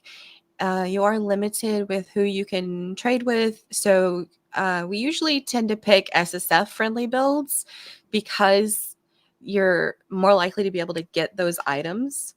We try to discourage people from picking a build that is, that has a build defining unique that you can't play the build without it. Definitely, please don't do that. Like if you need, this one unique that's like a, even a T2 that, may or may not drop in the first 2 days, 3 days, please pick something else. We do offer those builds to everyone that are curated for BPL viability. And we also have lots of people who go through what builds people are saying that they're going to play. And we look for items that, like, sorry, friend, you're probably not going to get that. So if your build can work without it, great. If not, please pick something else. If you pick something that, requires something that's not really attainable, you're going to have a bad time. And we don't want anybody to have a bad time. We want you guys to have fun. We want you to have a build that works so you can do the content, so you can get the points. That's what we're all aiming for. So we want to help each other, and we want you to have a good time. So yeah, so to sum up, it's definitely you're not a liability by asking people for build help beforehand and by communicating your build plans, because that allows the team leader to have a more solid grasp on what builds are there, what builds do we need, or do we have too many of this build because we can't provide items for all of those, right? And then they know a little bit ahead of time what they will be mostly looking for. So yeah, definitely if you're afraid that you're picking the wrong build, by all means communicate ahead of time, and people are very happy to help you plan, because it also helps the team come up with a more sound strategy overall. We had a question, I think we mentioned this, but maybe you want to briefly answer this. You mentioned you can choose on what you want to focus on. Are there predefined categories, and how is this organized? There isn't really a strict separation between things you focus on. Just do what you want to do, but ask your team leads, what do we need? It's always useful to have people just doing regular maps, getting blueprint drops, getting various random drop uniques. All of that is useful. And of course, getting currency to the crafters. But there's not a strict separation. And with that, the Discord channels that are kind of set up by standard, when you get sorted, will have different categories, and you can find people interested in that, and team leads will be posting there for needs for leaders in those roles and stuff like that. All right. Moving on. Any meme predictions for this BPL? I think the names are somewhat Memeable. memeable for the like character name extensions. I think that the names people were will not have allowed to fun. know yet. Yes, Mhm. I think people will have fun with the prefixes. I always try and have fun with the And prefix obviously names. we already have Big C Daddy, so you know they just come in. Yeah, that sounds great. Big C Daddy. Deep Sea I Daddy even here in chat. Oh, Deep Wow. Sea Daddy, that's what it was. That was good. I do have a bit of a spoiler on the race. The bounty race is back. It was targeted for day 1, first session completion, as hard of a race as can be expected without pushing the blasters to extremes. The new system will allow customization of the challenge, each stage to be completed with a challenge condition of the team choice. Each condition can only be used once. There are positional points for this race. Act 10 Kitava points are available for the very first team to kill him. The bounty board has been expanded in scope while remaining exceptionally difficult.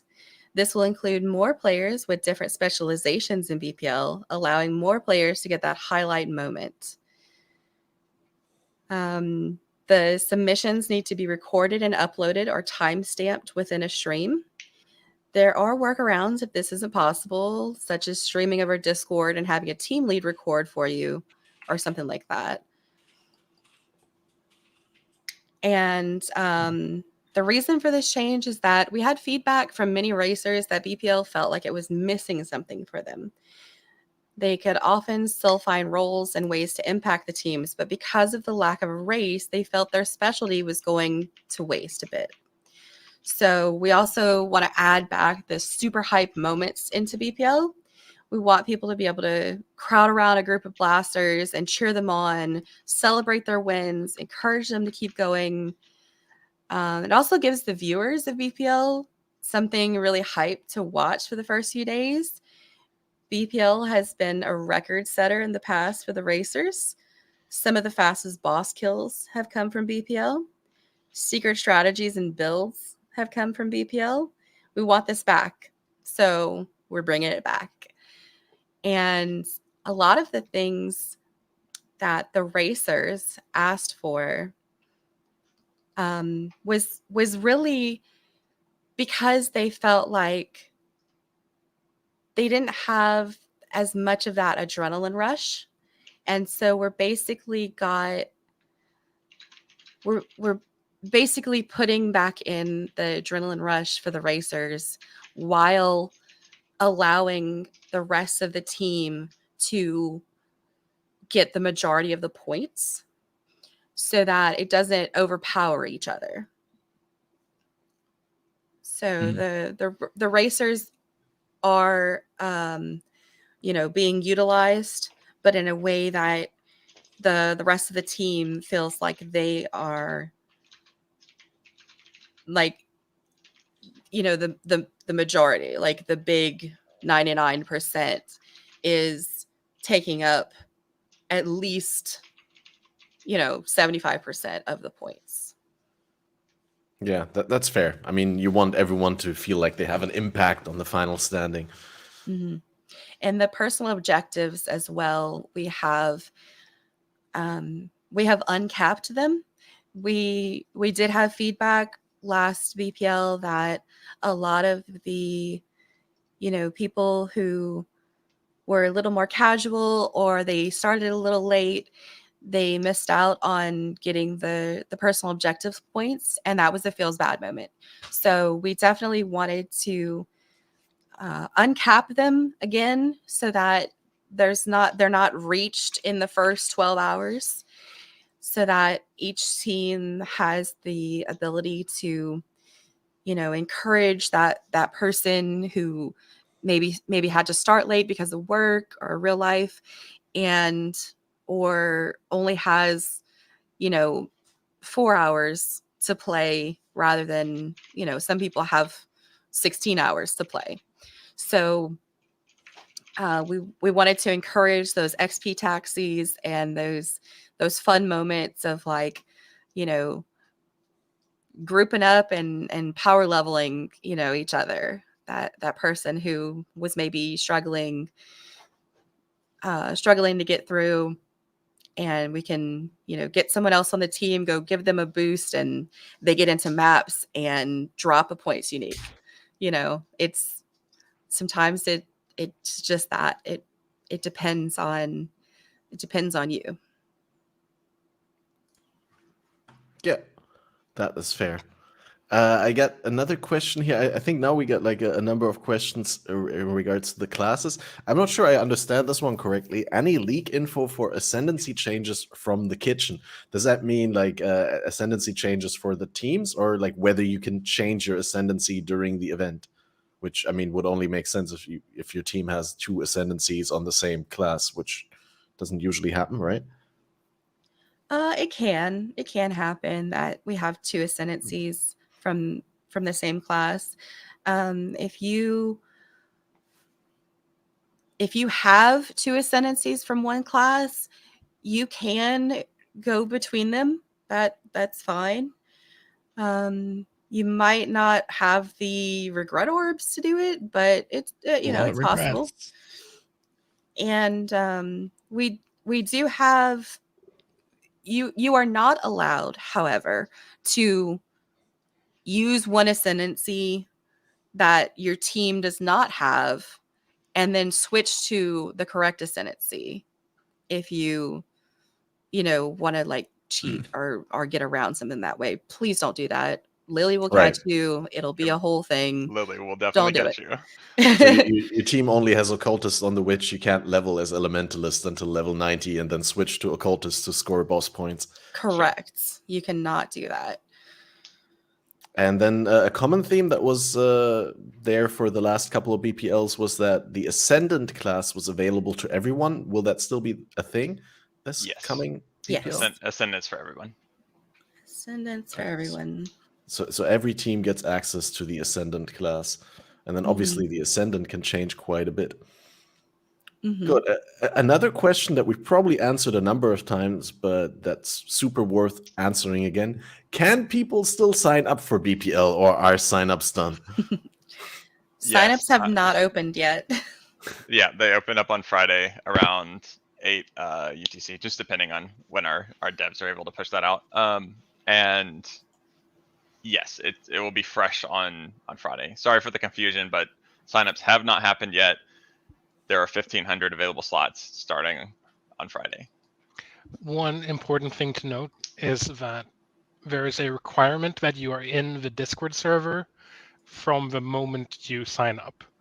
And towards, as we get closer to the event, we will be removing anyone who is not in the Discord server or has not gotten their Discord server role.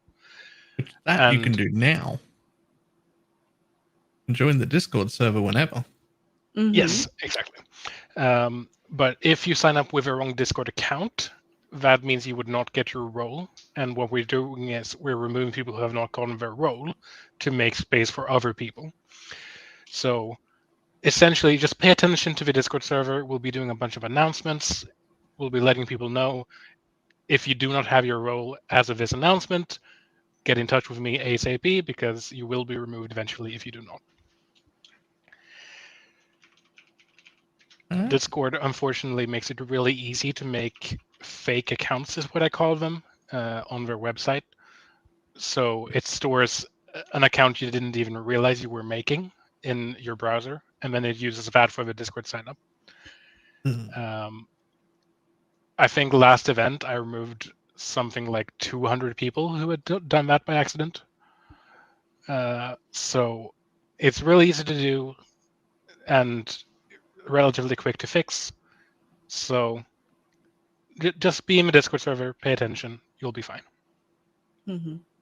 And honestly, Discord is where the magic happens. That's where you get to hang out with your teammates and get to know people, get each other's help your teammates if you have knowledge about a particular area that that person is struggling with, like their build needs defenses, and you're like really great with putting in defenses into a build. If you're, you know, regularly a hardcore character or something, you know, can help out the people who are struggling with those defenses. And I think that the fun part of BPL is, you know, chatting with everyone and like getting to know people and learning about each other. That's The real BPL is the friends that we made along the way. Yes. I wasn't going that cheesy, but sure. Right. Yeah, no, I had to. Had to do it, huh? Yeah, I couldn't refrain from it. But like a related question, I guess, here is Anthony asks, I live in China, so my hours are kind of odd. I only have 3 hours per day. Should I still sign up? Yeah, sign up. It's available to everyone. You know, there's a form that you'll fill out with how much you expect to play. We do use that data a little bit to even out the effort across teams. But yeah, sign up if you want to play. We'll have you. Mm-hmm. Always keep in mind that even if you don't play that much, there's other people who don't play that much. So in the end, it does balance out. So if you play 3 hours a day, another team is also going to have someone who plays 3 hours a day. Right. As long as you have access to the English client, because I believe the Chinese client doesn't interact well with BPL. It won't let you join the private league. So as long as you have access to the non-Chinese client. Right, yeah. the non-Tencent client. Right, basically. Right, the non-Tencent client. And I'm sorry, I have to drop. I got to go to work, but it has been a pleasure being here, and thank you so much, Catmaster. Yeah, thanks for coming and providing all the value discussion. And bye, Dingess. We'll make sure to shout you out when we end this. See ya. See you in BPL. Awesome. Yeah, just one question quickly that was brought up in regards to a previous question that I asked. There was they clarified, it was a person asking for the leak for the ascendancy changes, and it was about actually that the trailer mentioned ascendancy balance, and what does that exactly mean?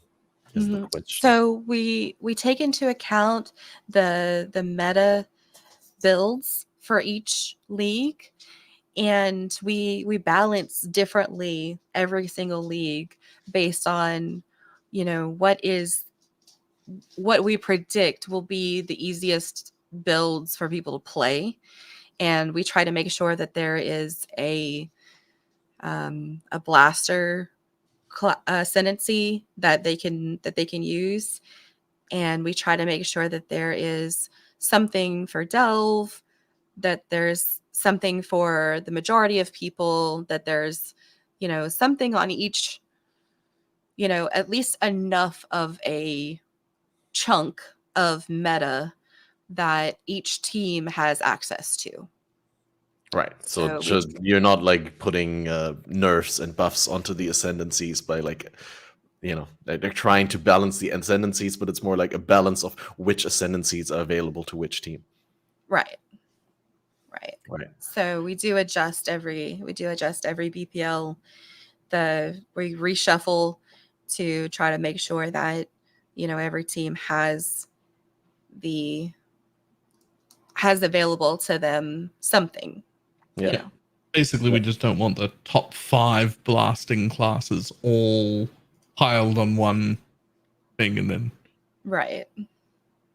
then everyone else is just like, how am I supposed to keep up? They've got all the best ones. Yeah. Every team should have a full set of tools in their box. Basically. Yeah, that's kind of sort of why we banned Seismic Trap, that one event, and banned Saboteur entirely one time, I think, because it was impossible to do an ascendancy split that was actually balanced enough with that still in. Right. We discussed / considered giving Sabo to every team. And we were like, well, I mean, but then the Blasters feel like they have to play that. And they don't want to do that. So let's just ban it. And that was the first time I believe that we banned an actual build. But I think it did turn out to be the healthiest thing for the event for us. Yeah. And then I think we addressed the most pressing issues. Wait, we can go over this real quick again just to clarify. I mean, we mentioned some things, but the question was, how do you contact the crafters? Do you use trade? Do you message them? Or do you wait until they announce they have something? Yeah, just real quick. I mean, we went over this, but for the people who skipped through the Q&A section to get exactly that answer. I think the first thing you do is look on trade. Look on trade for the item you need. Most likely, it'll exist. You look for the trade price that is for your team. You get that item for free. You can contact them if you need something specific, like you need something crafted onto your gloves or something. You can contact the crafters by messaging them. A lot of times they're in a separate Discord voice channel you could hop into and say, hey, can somebody craft this onto my item? You can wait for them to announce that they have 6 links available and then, grab one. The upgrades, honestly, you're 99% going to find whatever you need on trade. It'll exist as soon as it's available. Like, if you kind of, as the league goes on, upgrade your items, put them on trade. So put whatever your hand-me-downs, make sure that they get put on trade. And what I usually do as a team lead is that the Blasters guilds that they share with the team leads, because it's super quick for us to grab items that they get and put them into the tracked stash, which is on our personal accounts. And they also dump everything that they get, those 84 bases, those 86 bases that the rest of the team may not be getting yet, because the Blasters are at the head of the pack. We put those directly into trade and hand them over to the crafters for them to craft something on it and get it out to the team. So we make sure that those things do trickle down to the rest of the team. I think it's important as a guild manager to do that. I think most teams do that, but and then some teams like to have a general guild. I personally prefer to have a blaster guild, maybe a crafter guild, and maybe a heist guild. And basically some of us like to empower the heist captain, who is a volunteer, who is not an official team lead, to have their stash tracked as well, so that they don't have to, come dump off a bunch of alt gems every hour or so to the team lead. They can just put it into their stash and it's automatically tracked through the API. And a lot of different things like alt gems that that are duplicates may filter out through the team as well. Heist team gets a lot of currencies that we have a person who brings from the heist team to the craft team so that they can get items crafted those materials.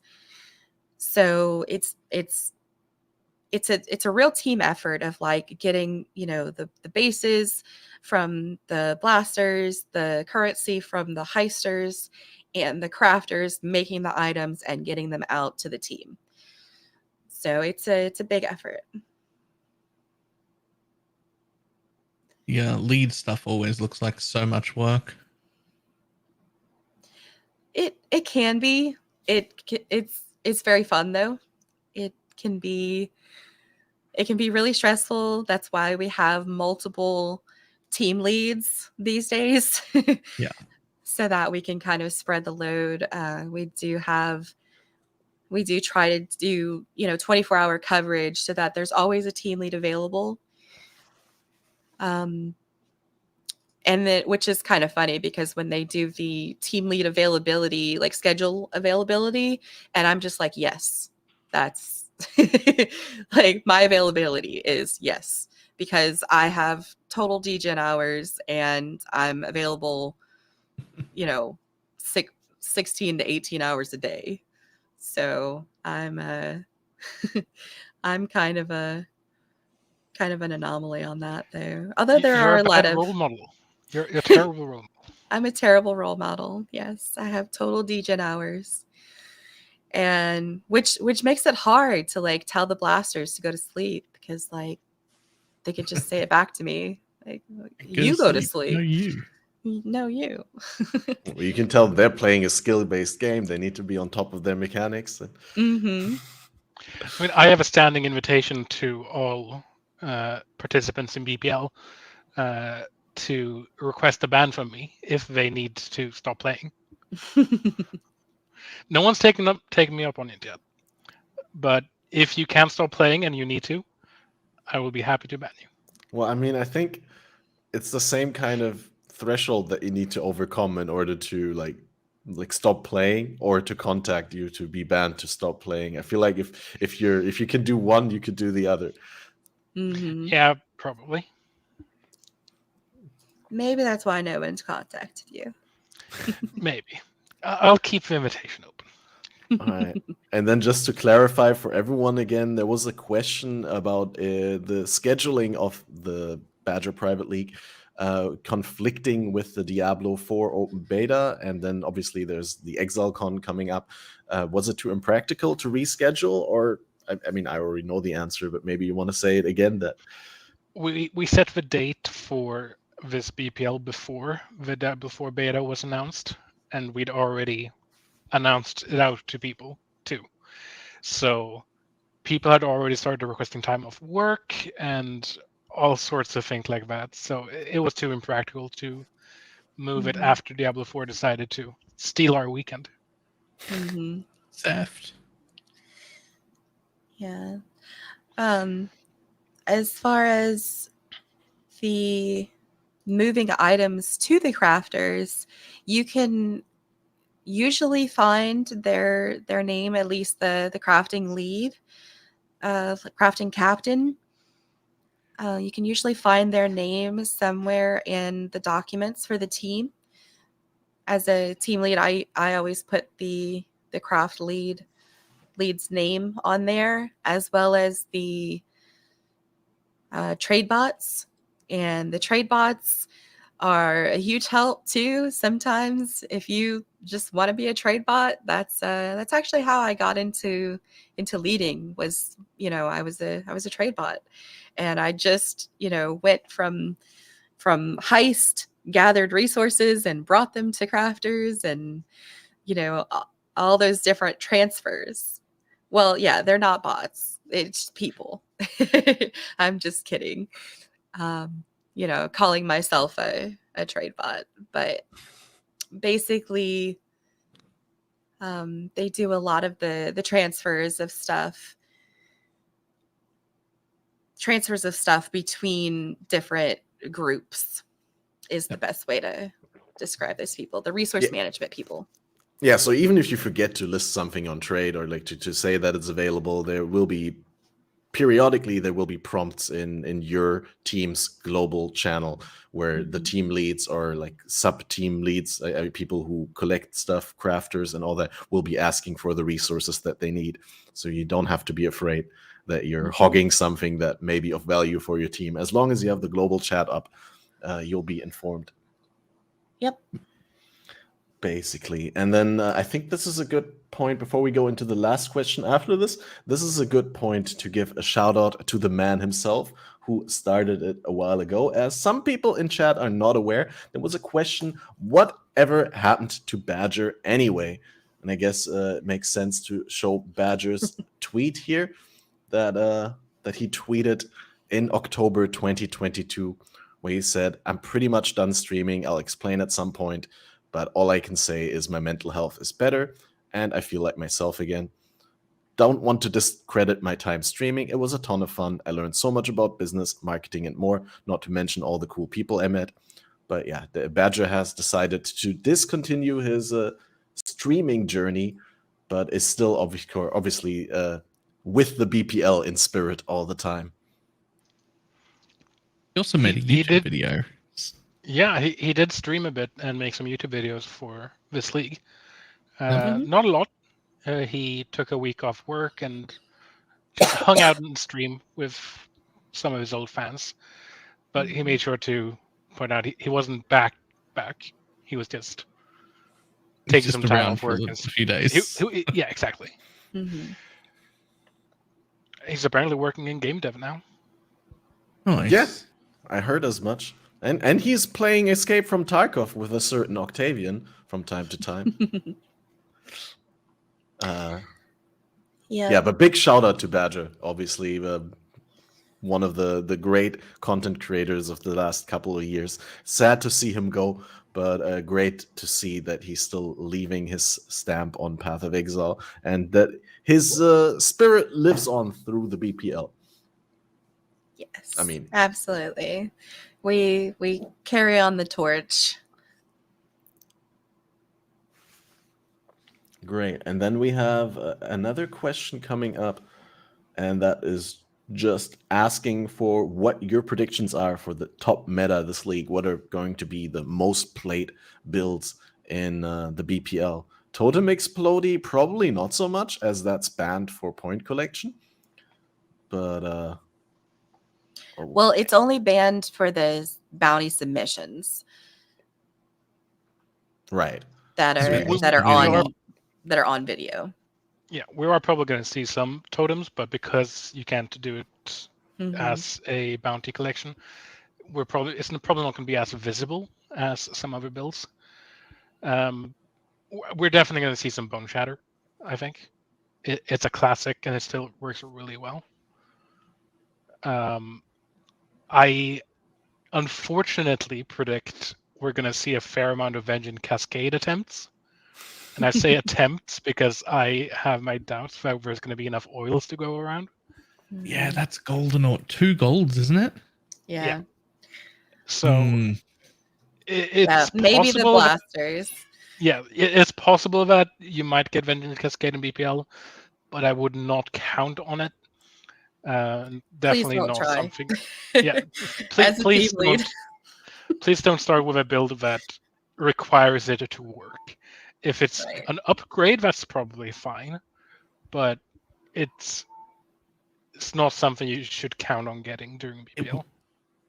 I would think it would be reasonable to expect that each team will get 30 to 40 gold oils total over the entire week. That means 20 people at most get that anoint if no one else needs a golden anoint for anything. That's a pretty limited number. Yeah, and honestly, the golden oils do tend to go to the Orobots for the Legion teams, and the blasters sometimes need something like that. But please do not plan around a build that needs 2 golden oils or even 1. Honestly, guys, I mean. Try not to. If your build does not work without it, that please don't. Even, I mean, I think we're gonna see some. I think we are gonna see some fire trap, some cold dot. You know, we're gonna see some, probably righteous fire people. You know, in heist, probably. Oh, shoot! I just blanked. The bow build. That's The bow build. Toxic rain? Toxic rain. Yeah, the heist toxic rain thing is kind of a constant. Yeah, probably. I want to say that we'll see some Frozen Legion saboteurs, but I don't think anyone else plays that but me. Frozen Legion on a saboteur. Okay, It's actually worked really well. fair enough. Except I'm playing in a private league that has not dropped a single Moroi Urki. So I'm a Yikes. bit salty about that. Did you know that there's more headhunters on Trade League than Moroi Urkis? What? Wow. Yeah. Surely that's just because all the Moroi Urkis are in use and not listed on the trade page. True. Could Are be they that. hidden on the filter? Like, are they worthless? They are a tier 0 unique that are currently 20C on trade. Right. Okay. Wow. You could actually make money by finding Morois. I will pay a lot of money for it if someone finds it in my private league. If not, I'll just All migrate to my trade and buy for currency. 20C. Yeah. Have all my currency. Huh. And then we'll probably also see a bunch of Poison SRS, as that's a really strong build. But then, not Poison everyone will SRS have a necro. is questionable because it's so gear reliant. Yeah, it might be hard to do in BPL, but I mean, one limitation on that realistically is just the breach weapon, which seems very cheap and plentiful if you look on trade right now. But even on softcore trade, that was not plentiful for the first 3 to 4 days. It's and that really was with powerful. softcore trade levels. Mm-hmm. It's really powerful, but even when I was able to get it, I just didn't want to because I prefer to have a trigger wand to automate aspects of my build rather than having to press buttons. Like I tried to think about getting one in my build. Like I'm playing Animate Weapon Poison on a Guardian right now, for those of you who don't know, and I don't know. I tried to justify putting Severed in Sleep or United in Dream into the build, but I just didn't want to give up the trigger wand. Mm-hmm. Yeah. I mean, maybe, maybe we'll see some of older builds come back that are SSF friendly for the private league. I've been playing Herald of Agony Jug. I mean, it's pretty it's outdated, but I mean it's an old classic. So, never know. Yeah, and as chat points out, you don't need to play SOS Poison. You can actually play hit-based SOS and just get up there. True. Yeah. I was just thinking SOS honestly because we were talking about the oils being rare, and I was like, well, if you want to plan around the oils, then maybe make a build that can do the blight maps, and then you can be the one scoring the oils. Mm-hmm. But yeah, I think the estimate is realistic. Like there won't be more than 40 golden oils per team to go around. Yeah. Right. So if there's anything that you guys would still like to bring up, I think we went over all the questions that chat submitted. Maybe there's like a last minute question someone wants to ask, but I think we've basically covered everything. I do have one thing to bring up for chat, and that is to say to Chappa, the frog likes you too.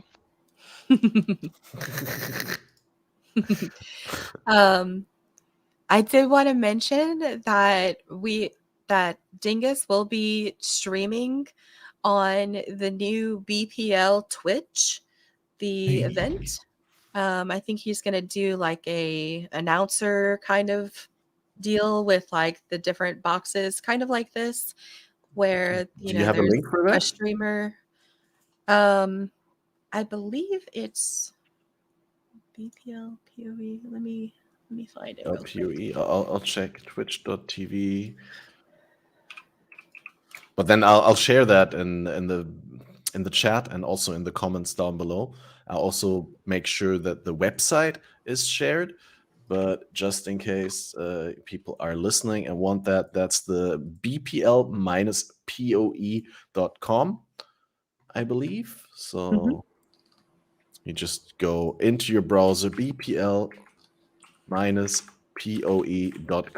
and currently it will still show the data for the old BPL league. There's a countdown timer for the start of the league, and you should probably also have a countdown for the signups, honestly. But yeah, the scores that are on here are still from the previous league. But it will all be updated this Friday. What did you say? 8 p.m. UTC? Oh, 8 a.m. Ish. Around that time. PM. We don't have like a clear PM. ETA. PM-ish. 8 p.m. Oh, PM-ish. Okay. So still more than 2 days away. Mhm. Got plenty of time to get ready and to decide whether you're going to sign up or not. But then when the signups come, there's only 1,500 spots this time. So definitely make sure you get them. Nice. Right. Yeah, so if you have nothing else to add, I think we're going to round things off here, wrap things up. And if you're happy, I'd like to play the theme trailer in the end once again. Awesome. After we say our pieces. So, before we end, Balor, have we convinced you to minimize your interaction with D4 and to sign up for Badger Private League coming Friday? Maybe. I was a solid no, but now I'm really interested again. I don't know how that happened. Unfortunate. Yeah, I'm definitely gonna play. I'm hyped now. I was like, I wanted to play because I knew we're gonna likely have this episode again, and it's a community event that I've always very much enjoyed when I played it. So I do want to give it my support by exposing my tiny little community and audience to it, and maybe getting some people interested as well. If not for this iteration, then for the next one. Because I do hope that the event stays around and continues to grow in popularity, and that we'll have many more BPLs to come. I mean, this one is going to be BPL number 11, right? Last one was 10. This is 11. Crazy. So the second double-digit number already. We're definitely going to make it to 20, but probably not before PoE2, right? PoE2 is, yeah. Yeah, we don't know yet how PoE2 will affect BPL. It all depends on what changes in GGG's API, really. Because if there's a lot of technical changes behind the scenes that change how we can track stashes and such, that might have an impact. But our goal is to continue with BPL into PoE2 and beyond. Nice. Right. Okay. Well, then, before I forget, I want to thank you very much, both SugarCaned and Lily, for coming on and answering all these questions multiple times, for the second time, basically, because we already did. For those of you who want to familiarize yourself a little bit more with the history of BPL and with the, all the ins and outs of the design of the organization team, we did already do an episode with Lilylicious and another organization member on FATED episode 99. Definitely check that out. And yeah, I'll leave it to you. What are your last words before I kick you out of the studio and start the trailer? Roll it again. I guess I would like to say that I'm really proud of the videos, and I hope you guys enjoy them. Yeah, deserved. Definitely They're should really be. awesome. Oh, and I think I forgot to say, Dingess was here as well. Big shout out once again. Had to leave us early, but definitely super valuable to have on for the organization side. Just real quick, disclaimer for the FATED podcast. As always, this is available in full on YouTube. We do the stream live on YouTube. I've seen during the last couple of podcasts always the question popping up, is this live? Is this pre-recorded? Whatnot. Since episode 101, we always do these live on YouTube, so you can see them in the live section of my YouTube, which is youtube.com/catmasterop. And then there's these little tabs, videos, shorts, live, podcasts. In podcasts, there's a playlist with all the previous FATED connections, and in live, you would see new live streams popping up. And a lot of these live streams are actually new episodes. The next episode coming up will be on Sunday, 5 a.m. GMT. We had to schedule it 1 hour later with Tanky and Snoobay, and we're going to be talking a lot about top tier gaming. That is, the highest tier of invested farming, crafting, currency making, all that good stuff, and of course about Crucible. And that's basically it. If you want to support the creation of the show, obviously there's Twitch memberships, there's YouTube memberships, there's Patreon stuff, and all that you can look out for. And with that said, have a wonderful rest of your week. Sign up for BPL on Friday and enjoy once again the amazing BPL theme trailer provided by SugarCaned. And until then, see you soon. One last thing. Sure. Log in, y'all. Log